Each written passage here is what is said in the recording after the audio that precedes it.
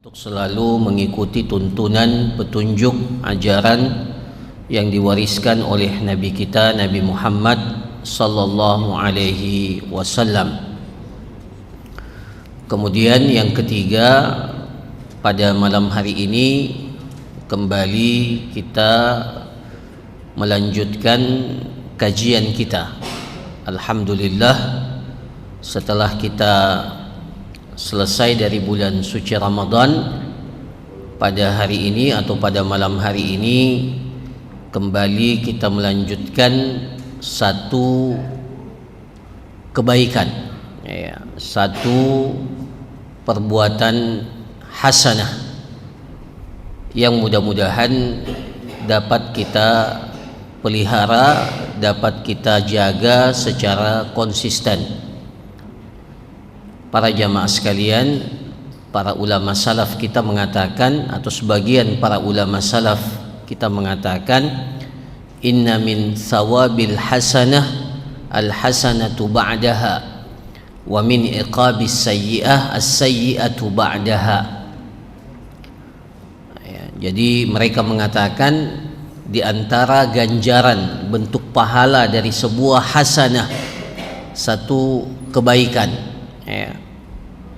yaitu akan melahirkan al-hasanatu ba'daha, akan melahirkan kebaikan setelahnya. Jadi di antara tanda-tanda bahwa hasanah yang kita minta, yang sering kita minta, Rabbana atina fid dunya hasanah.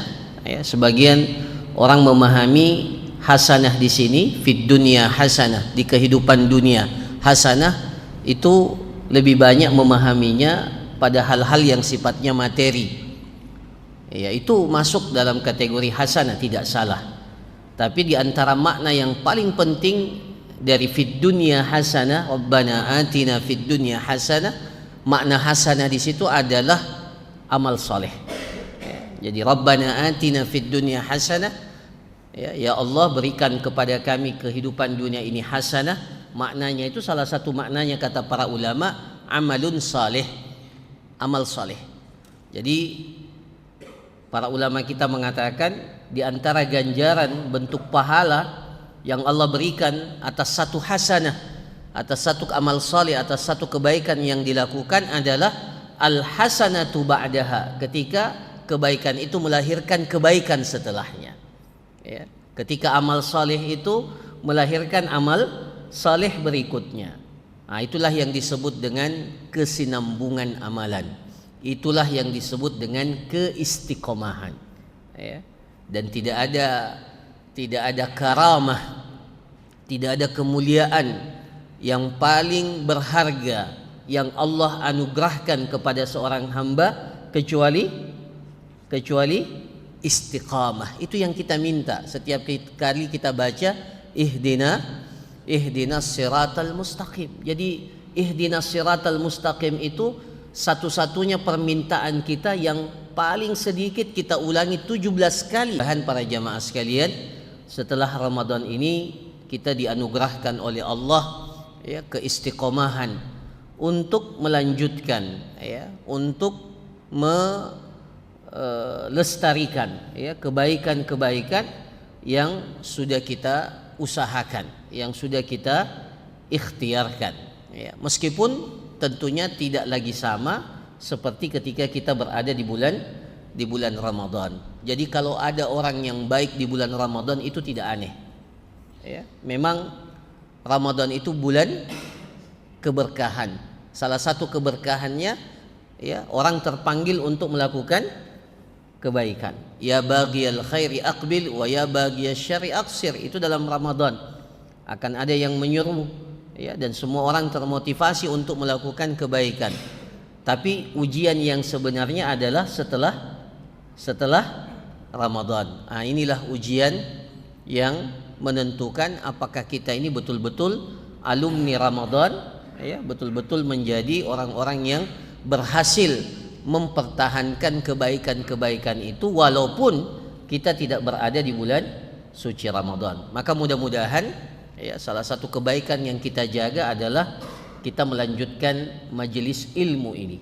Kita menjaga tradisi kebaikan dengan berusaha untuk selalu berada di atas jalan penuntut ilmu. Ya. Dalam riwayat hadis dikatakan, ya, ada 4 kriteria yang harus kita minimal salah satunya dari 4 kriteria itu, ya, terkait dengan ilmu. Apa itu para jamaah sekalian? Kun aliman, au muta'alliman, au mustami'an, au muhibban, wala takun khamisan fatahlik. Jadi terkait dengan ilmu itu Rasulullah membagi manusia itu menjadi 5 terkait dengan ilmu. Ya, membaginya menjadi 5. Kun aliman, itu yang pertama, ini yang paling mulia. Jadilah seorang yang alim, ulama. Ya, kalau kita orang Indonesia sebut ulama. Ya. Kun aliman, jadilah seorang alim. Itu yang paling tinggi. Kalau tidak bisa jadi seorang alim yang betul-betul mendalam ilmunya, tinggi rasa takutnya kepada Allah, kemudian mampu mengajarkan ilmu itu kepada orang lain, itu alim, ya, karakteristik alim. Setidak-tidaknya jadi orang yang kedua, kun aliman au muta'alliman. Apa itu muta'alliman? Orang yang mempelajari ilmu. Ya, jadi ya, di antara aktivitas yang nampak dari dirinya, ya, dia pengusaha, ya. Itu memang pekerjaannya. Nah, muta'allim juga itu seperti itu. Ya. Jadi yang pertama kun aliman au muta'alliman, atau yang ketiga au mustami'an, ya. Au mustami'an. Kalau tidak bisa jadi alim, tidak bisa jadi muta'allim yang berprofesi sebagai penuntut ilmu, jadi yang ketiga apa itu? Mustami', orang yang sering mendengarkan ilmu, istima', mendengarkan ilmu. Ada majelis ilmu kita hadiri, kita datang untuk mendengarkannya meskipun tidak berprofesi sebagai seorang muta'allim, iya, tapi dia datang untuk mendengarkan ilmu itu. Nah, itu yang ketiga. Kalau tidak, jadi yang keempat. Apa itu? Au muhibban, atau menjadi orang yang mencintai ilmu. Ya, jadi dia tidak bisa jadi alim, dia tidak bisa jadi muta'allim, dia tidak jadi mustami'. Ya, mungkin terlalu sibuk. Ya, tapi jangan lepas dari minimal yang keempat. Apa itu? Muhib, mencintai ilmu, selalu memberikan motivasi, ya, motivasi untuk agar bagaimana ilmu itu dapat terjaga. Dia membenci penuntut ilmu, menjauhkan orang dari jalan ilmu. Itu wala takun khamisan, jangan jadi orang yang kelima, fatahlik, maka engkau akan binasa. Ya, maka engkau akan binasa. Maka para jamaah sekalian, terhadap ilmu itu minimal kita berada pada posisi salah satu daripada 4. Ya, kalau alim, ya kita mungkin berat, ya, berat. Ya, dan memang di mana-mana ulama itu di mana-mana sedikit. Bahkan di antara krisis yang paling mengkhawatirkan, ya, dalam kehidupan manusia itu adalah krisis ulama, ya. Kalau krisis yang lain insya Allah bisa diatasi, tapi kalau krisis ilmu, krisis ulama, itu paling berbahaya, ya. Karena ketika ulama sudah tidak ada atau semakin sedikit, maka yang hadir dan yang akan dijadikan sebagai panutan itu adalah ittakhadhan nasu ru'usan juhala, akan dijadikan orang-orang yang pemimpin yang dipanuti, yang diikuti itu, yang ditoladani itu adalah orang-orang juhal, orang-orang bodoh, ya, orang-orang juhal, orang-orang bodoh, ya. Fadallu wa adallu, mereka sesat dan menyesatkan. Ya, saya juga kaget. Tadi saya baca banyak yang rame minum oli. Iya. Dan ada yang lakukan minum oli. Oli. Sebodoh itukah manusia? Ya. Tapi memang sebenarnya para jamaah sekalian, kalau kita lihat sifatnya manusia itu dalam Al-Quran kan disifatkan zalumun jahul, ya. Di antara sifat manusia itu zalum, selalu berlaku zalim, jahul, selalu terjatuh pada kebodohan. Ya, bodoh, tahu oli itu untuk mesin, bukan untuk perut. Ya. Tapi diminum. Ada ya yang minum, ini lagi viral nih. Minum. Sebagian meyakini katanya akan memberikan kekuatan. Kita mau lihat kekuatan apa yang dihasilkan. Para jamaah sekalian, kita diberikan akal, diberikan supaya dapat mencerna. Maka masya Allah kalau Allah berikan kepada kita hidayah ilmu. Inilah pentingnya ilmu. Inilah pentingnya ilmu. Kita mendapatkan ilmu ini yang dengannya kita dapat membedakan mana yang hak, mana yang batil, mana yang baik, mana yang buruk. Bukan hanya untuk perkara-perkara ibadah, bahkan untuk perkara-perkara yang terkait dengan kehidupan dunia. Jadi kalau tidak ada alim, tidak ada, kita mengalami krisis ilmu, krisis ulama, maka yang akan mencuat di kehidupan kita itu adalah kebodohan. Kebodohan. Maka terjadilah hal-hal yang aneh-aneh, yang aneh-aneh yang kita tidak kenal sebelumnya, tetapi karena diikuti, makanya dia menjadi sesuatu yang bahkan dianggap sebagai sesuatu yang bahkan dianggap sebagai sesuatu yang baik. Waliyadzubillah. Nah, para jamaah sekalian, sekali lagi mudah-mudahan Allah Subhanahu wa taala mengistiqomahkan kita, memberikan kepada kita konsistensi untuk selalu berada di atas jalan ilmu yang dengannya kita dapat mendapatkan basirah, pengetahuan yang jelas yang dengannya kita bisa membedakan mana yang hak, mana yang batil. Nah, pada malam hari ini kembali kita akan melanjutkan kajian kita, masuk dalam pembahasan pada pertemuan yang terakhir sebelum Ramadan itu kita sudah masuk pada pembahasan hudud. Hudud, apa itu hudud? Hukuman-hukuman yang telah ditetapkan oleh syariat kita. Hukuman atas satu pelanggaran syariat, di mana hukumannya itu sudah ditetapkan dalam syariat. Karena hukuman dalam syariat ini ada dua. Ada yang sudah ditetapkan bentuknya, ada yang tidak ditetapkan. Yang ditetapkan itulah namanya hudud. Itulah yang dinamakan hudud. Yang tidak ditetapkan itu namanya ta'zir. Itu namanya ta'zir. Nah, kita mulai dari pembahasan hudud. Penjelasannya sudah kita jelaskan. Mudah-mudahan silahkan nanti dilihat lagi kalau yang sudah agak lupa, lihat lagi video kita atau ceramah kita yang sebelum Ramadan. Nah, kita masuk pada bentuk yang pertama, atau di sini bab yang kedua, fi haddiz zina, hukuman bagi perbuatan zina. Jadi hukuman untuk perbuatan zina itu masuk dalam kategori hudud, sesuatu yang sudah ditetapkan oleh syariat. Maksudnya sudah ditetapkan oleh syariat, tilka hududullah, itulah ketetapan Allah. Jangan cari hukuman yang lain. Masalahnya kita ini manusia, Allah sudah tetapkan, kita cari lagi solusi yang lain. Padahal tilka hududullah fala ta'taduha, jangan lagi dilanggar ketetapan Allah itu perintah Allah terkait dengan batasan-batasan Allah. Nah, di antara hukuman yang sudah ditetapkan oleh syariat adalah hukuman untuk perbuatan zina. Para jamaah sekalian, kita mulai dari ta'rifuz zina. Apa itu definisi zina?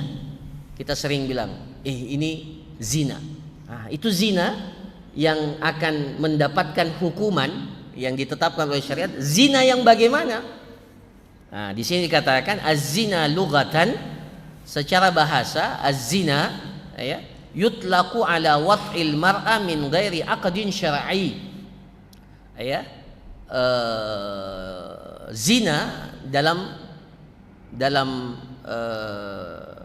makna bahasanya itu diistilahkan atau dimaknai sebagai wat'ul mar'ah, berhubungan dengan seorang wanita tanpa ikatan yang syar'i, tanpa ikatan yang dibenarkan.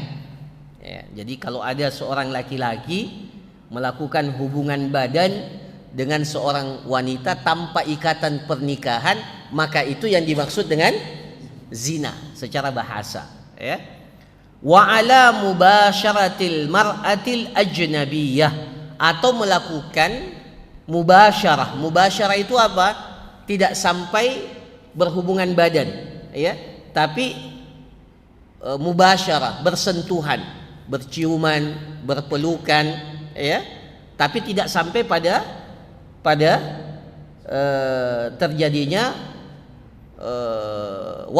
wata itu, ya, masuknya kemaluan ke dalam kemaluan, ya, itu wata. Itu juga disebut dengan, ya, ketika dia melakukannya dengan seorang wanita ajnabiyah, wanita yang bukan haknya, wanita yang asing baginya, wanita yang bukan haknya, maka itu masuk dalam kategori zina secara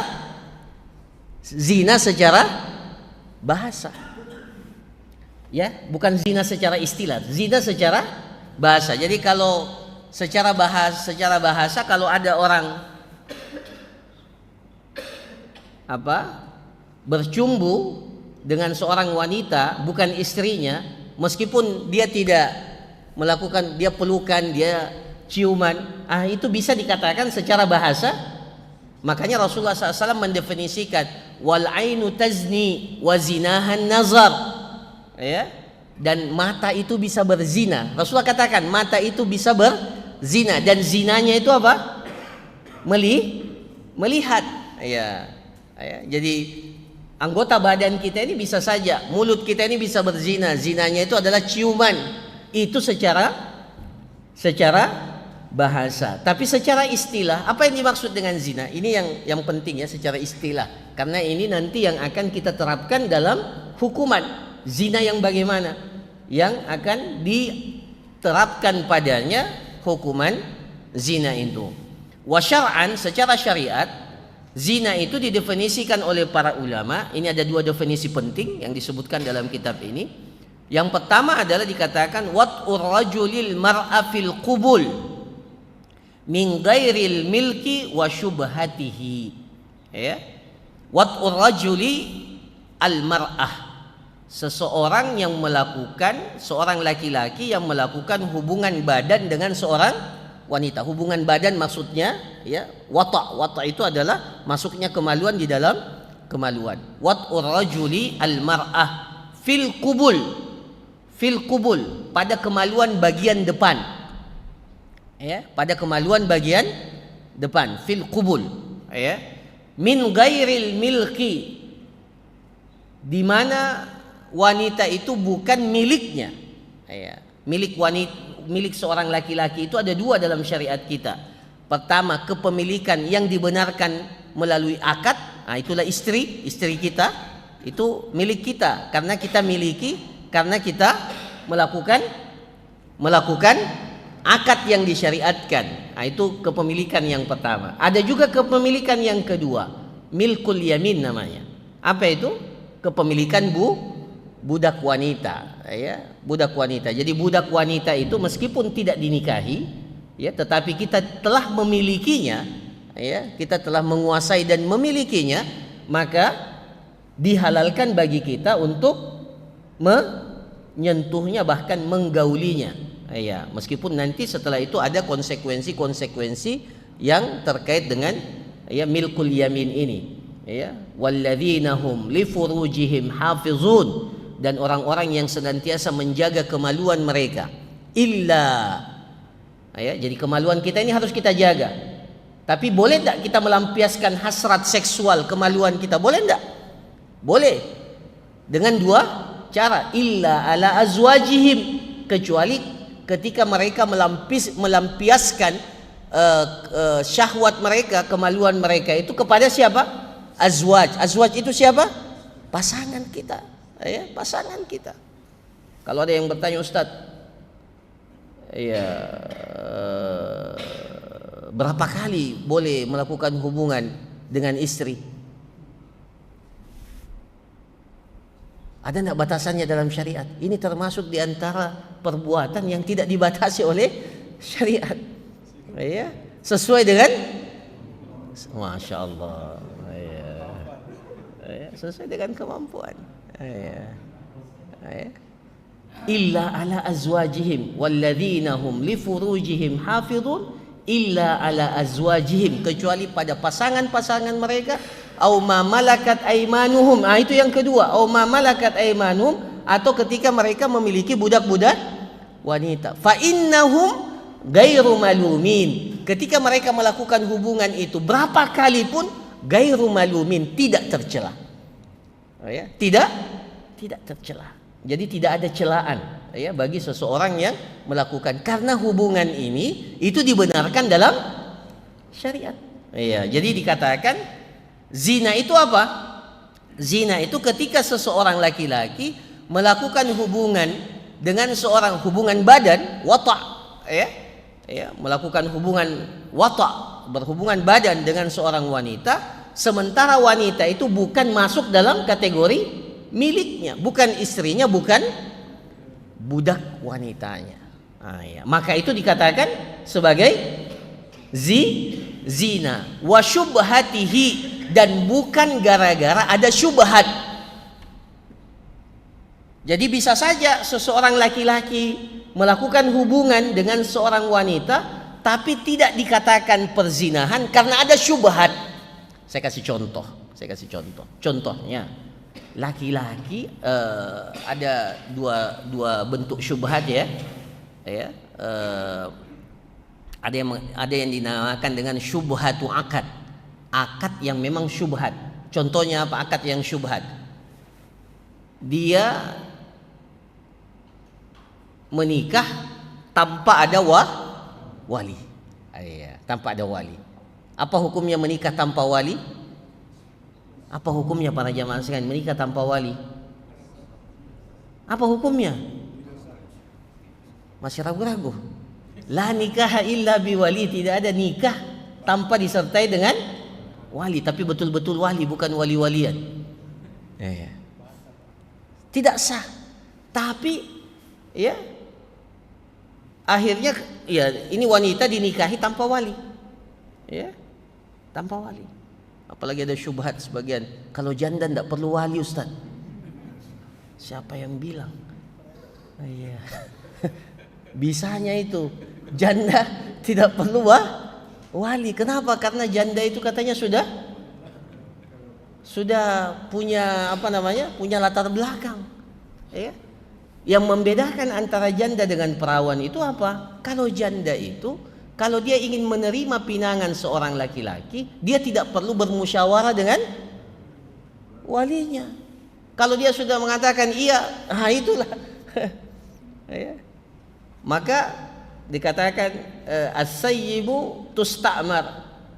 Jadi kalau dia itu janda sudah pernah menikah, tusta'mar, diminta pandangannya. Diminta apa? Pandangannya. Tapi kalau masih perawan, masih bisa diarahkan oleh. Itu bedanya. Itu dari sisi itu yang membedakan. Adapun kehadiran wali itu menjadi syarat sah pernikahan, mau janda mau perawan sama saja.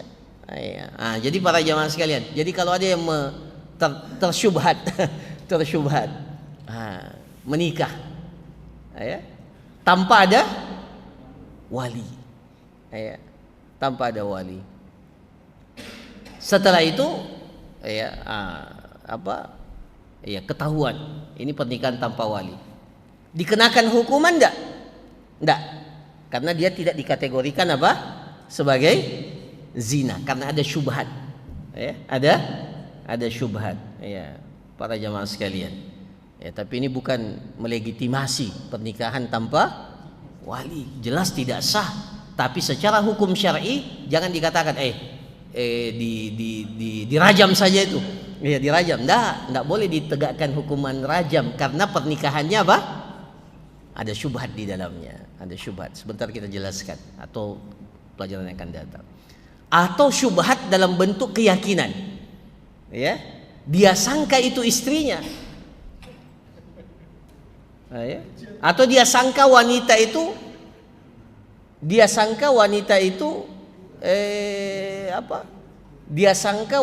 itu halal buatnya, tapi ternyata setelah itu terbukti ternyata tidak halal. Seperti seorang laki-laki yang menikahi seorang wanita, ternyata wanita itu setelah itu ketahuan adalah saudara sesusuan. Itu Maka ini tidak dikategorikan apa? Zina. Tidak dikategorikan zina. Ya. Jadi ini para jamaah sekalian. Ini definisi pertama ya. Jadi di sini dikatakan wat'ur rajulil mar'a fil qubul, berhubungan badan antara seorang laki-laki dengan perempuan di kemaluan bagian depan, di kemaluan bagian depan. Ini yang membedakan dengan definisi yang kedua. Jadi dibatasi bahwa perzinahan itu ya hubungan yang dilakukan oleh seorang laki-laki dengan wanita ya pada kemaluan bagian kubul, namanya kubul. Ya. Yang kedua, ini definisi yang lebih umum. Dikatakan zina itu adalah fi'lul fahisyah. Ya. Fi'lul fahisyah, melakukan perbuatan fahisyah. Kenapa disebut fahisyah? Karena Allah sendiri yang menyebutkan zina itu adalah fahisyah. Fahisyah itu apa artinya? Perbuatan keji. Wala taqrabuz zina innahu kana fahisyah. Allah menyebut ya perbuatan zina itu dengan fahisyah. Ya. Jadi dikatakan fi'lul fahisyah, melakukan perbuatan keji fi qubulin au duburin, baik dilakukan oleh kemaluan melakukan perbuatan keji baik kemaluan bagian depan atau kemaluan dubur bagian belakang. Ya. Jadi itu masuk dalam kategori zina. Jadi tidak dibatasi oleh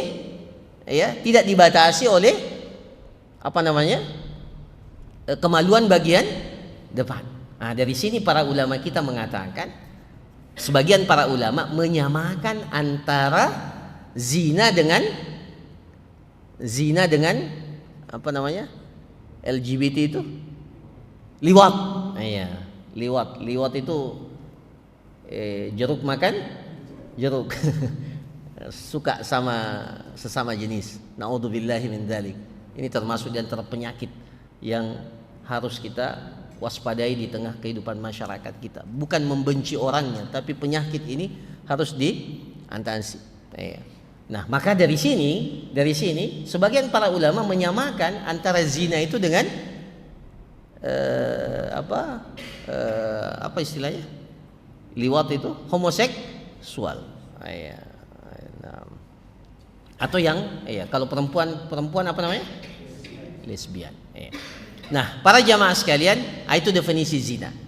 Jadi nanti dikatakan zina kalau terpenuhi definisi ini. Hubungan antara laki-laki dengan wanita yang bukan miliknya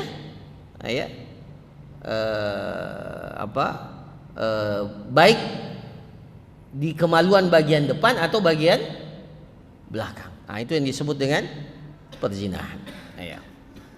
Nah, kemudian yang kedua, apa hukum zina? Ini saya kira jelas. Di sini katakan az-zina muharram. Zina ini haram. Wa huwa min kabairidz dzunub. Bahkan masuk dalam kategori perbuatan dosa besar. Jadi kalau mau tahu di antara dosa-dosa besar itu, salah satu di antara dosa-dosa yang paling besar itu adalah zina. Kenapa? Coba lihat ayat ini. Allah Subhanahu wa taala dalam surah Al-Isra ayat 32, wala taqrabuz zina innahu kana fahisyatan wa sa'a sabila. Allah Subhanahu wa taala menyebutkan zina ini, menegaskan pengharaman zina ini dengan beberapa penegasan. Pertama apa? Wala taqrabuz zina. Jangan dekati zina. Jadi ini tidak sama dengan apa? Dengan perbuatan maksiat atau perbuatan haram yang lainnya. Zina ini mendekatinya saja sudah dilarang. Mendekatinya saja sudah dilarang. Wala taqrabuz zina. Jangan kalian mendekati zina. Belum zinanya. Mendekatinya saja sudah dilarang. Wala taqrabuz zina. Kemudian dikatakan innahu kana fahisyah. Itu yang kedua. Sesungguhnya perbuatan zina itu adalah perbuatan fahisyah. Apa itu fahisyah? Perbuatan yang paling jelek. Kalau ada orang mulutnya itu kotor, selalu berkata-kata kasar, itu namanya al-kalamul fahish, orang Arab bilang al-kalam al-fuhsyu fil kalam. Apa?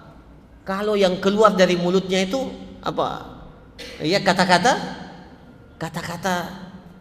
kotor yang tidak pantas diucapkan oleh seorang manusia, maka dikatakan al-fuhsh. Al-fuhsh itu keji, tidak pantas. Allah mensifatkan zina itu innahu kana fahisha. Itu yang kedua. Kemudian dikatakan wasa'a sabila, dan zina itu sa'a sabila, seburuk-buruk jalan. Ya, seburuk-buruk jalan. Jadi dikatakan wasa'a sabila, jalan keburukan. Jadi 3 penegasnya. Jangan dekati zina, dialah perbuatan keji, dan jalan yang buruk. Jadi wajar para ulama mengkategorikan perbuatan zina itu adalah perbuatan masuk dalam kategori di antara perbuatan dosa-dosa besar. Hadis Ibnu Mas'ud, ya, jadi di antara hadis yang menjelaskan tentang pengharaman zina itu adalah hadis Ibnu Mas'ud.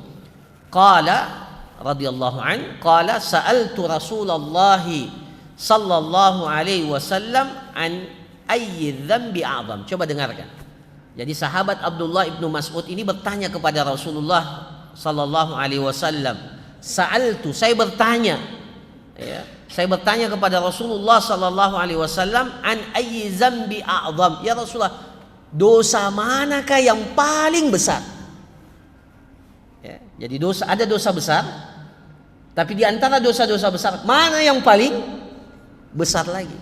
Ya, jadi sampai dosa-dosa besar yang kita istilahkan kabair itu juga bertingkat-tingkat. Jadi kabairul dzunub, dosa-dosa besar itu tidak satu tingkatan.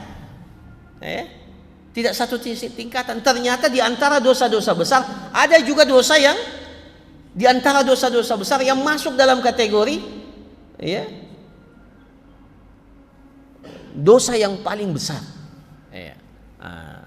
Rasulullah SAW mengatakan, qala, ini diurutkan, ya, qala antaj'ala lillahi niddan wa huwa khalaqak. Ini yang paling besar.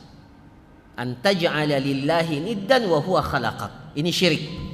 Engkau menjadikan ada sesuatu yang menjadi tandingan bagi Allah, sekutu bagi Allah, sementara dialah Allah yang menciptakanmu. Itu yang namanya apa? Syirik. Menjadikan ada satu tandingan, ya, yang kita jadikan, ya, sebagai tandingan yang kita sembah atau yang disembah oleh manusia, sementara dia meyakini bahwa yang menciptakannya itu adalah Allah. Antaj'ala lillahi niddan, menjadikan ada sekutu, tandingan bagi Allah.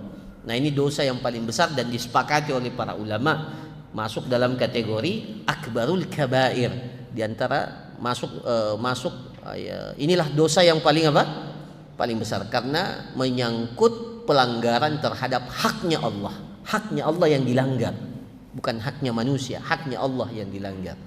Nah, kemudian yang kedua, qultu summa ai, kemudian sahabat Ibnu Mas'ud radhiyallahu an berkata lagi, setelah itu apa ya Rasulullah? Qala an taqtula waladaka khasyata an yat'ama ma'ak. Engkau membunuh anakmu, an taqtula waladak khasyata an yat'ama ma'ak, karena engkau takut makananmu diganggu.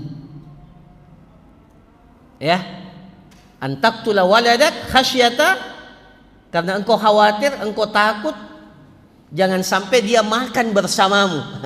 Artinya apa? Dia takut rezekinya berkurang gara-gara punya anak. Itu bahaya itu. Punya anak dibunuh. Ini kebiasaan orang jahiliyah. Ya. Jadi orang jahiliyah itu membunuh anak bukan gara-gara cuma anak perempuan saja, enggak. Itu salah satu, ya. Salah satu di antara hal yang dilakukan oleh orang-orang jahiliyah. Kalau punya anak perempuan dianggap sebagai sebuah aib besar, sehingga dikuburkan, dibunuh dengan cara dikuburkan hidup karena menganggap itu aib, ya, aib. Tapi ada juga satu yang mereka lakukan, apa itu? Akan dipanggil oleh Allah. Jadi semua orang itu telah ditetapkan rezekinya oleh Allah. Nah, Ini masuk dalam kategori dosa besar. Nah, kemudian yang ketiga ini terkait dengan perzinahan. Qultu summa ai. Kemudian setelah itu apa lagi ya Rasulullah? Dosa besar itu apa lagi? Rasulullah SAW mengatakan antazniya bihalilati jarika. Seseorang atau engkau melakukan perzinahan dengan siapa? Dengan istri tetanggamu. Ya, waliyadu billah. Semoga Allah melindungi kita, melindungi keluarga kita. Tetangga itu harus dalam Islam, tetangga itu dihormati. Bahkan di antara tanda-tanda keimanan seseorang itu adalah menghormati tetangga. Ikramul jar. Man kana yu'minu billahi wal yawmil akhir falyukrim jarahu. Siapa yang beriman kepada Allah dan hari akhirat, hendaklah dia memuliakan tetangganya. Ini dia tidak muliakan tetangganya. Dia apa? Dia melakukan perzinahan dengan siapa? Istri tetangganya. Wah, itu dosa besar. Sudahlah perzinahannya apa?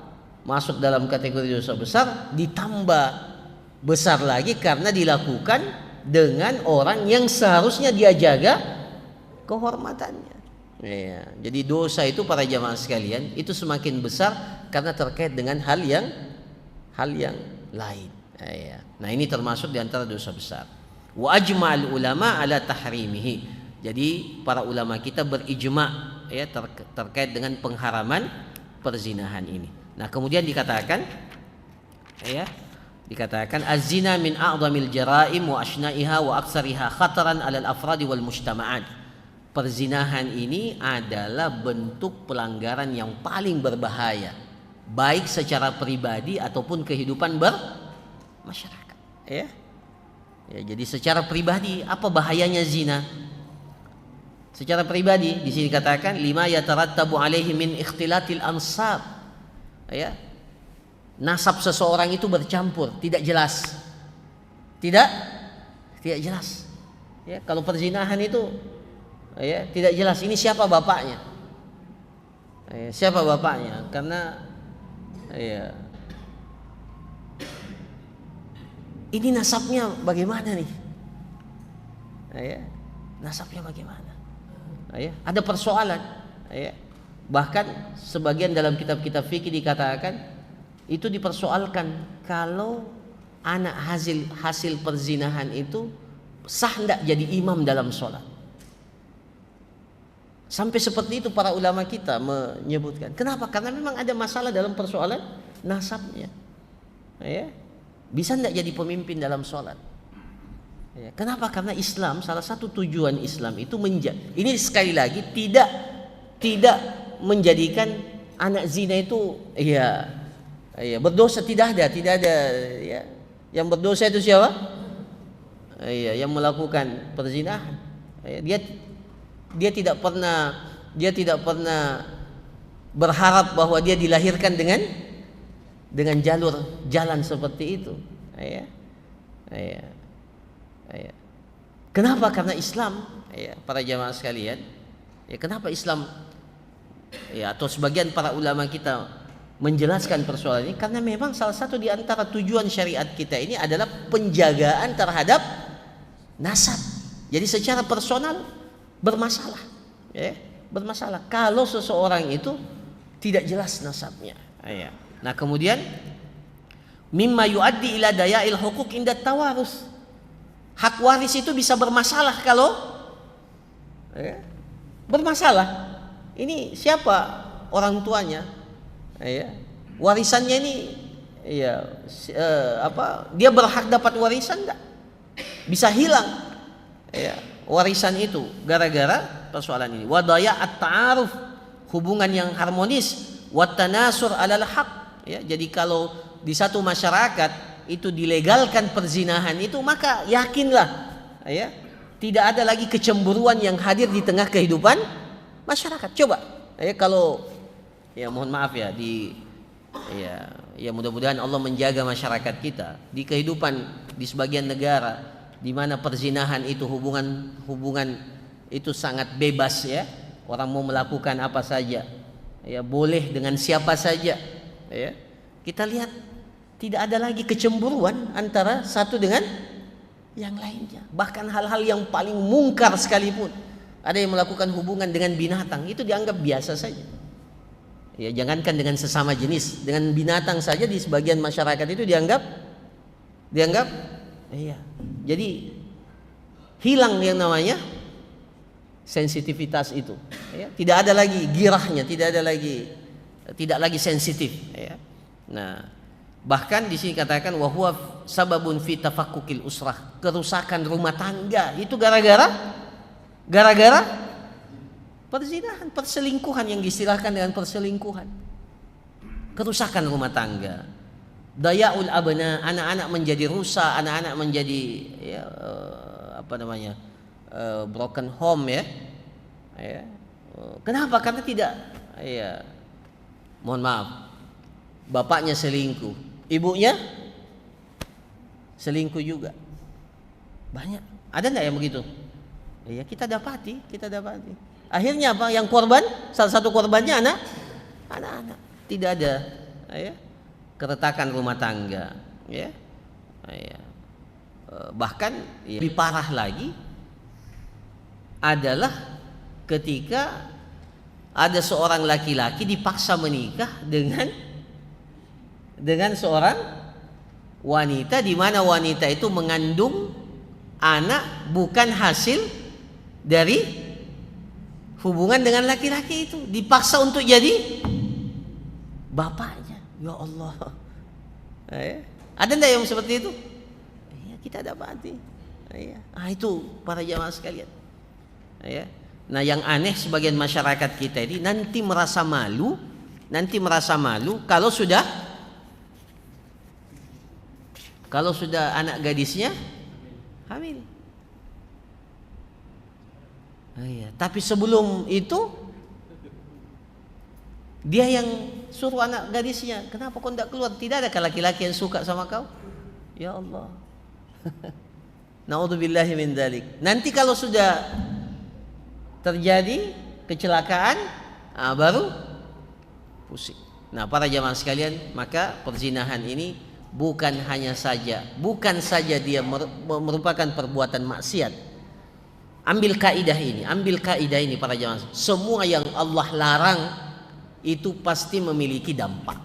Semua yang Allah larang ada dampaknya, baik dalam skala pribadi atau dalam kehidupan kita bermasyarakat. Apalagi sampai dengan hal-hal yang terkait dengan kemaluan perzinahan ini besar dampaknya. Saya kira demikian apa yang dapat disampaikan, ya. Ini belum masuk, ini baru menjelaskan perzinahan saja, definisi zina. Nah, insyaallah pekan yang akan datang kita masuk pada apa hukuman perzinahan. Jadi perzinahan itu dibagi dua, hukumannya dibagi dua. Ada yang masuk dalam kategori muhsan, kalau pelakunya sudah dikategorikan muhsan, itu hukumannya berbeda. Dan ketika dia tidak masuk dalam kategori muhsan, mana yang muhsan, mana yang tidak muhsan, itu nanti insyaallah kita akan jelaskan pada pertemuan yang akan datang. Saya kira demikian para jamaah sekalian, barakallahu fikum, jazakumullah khairan.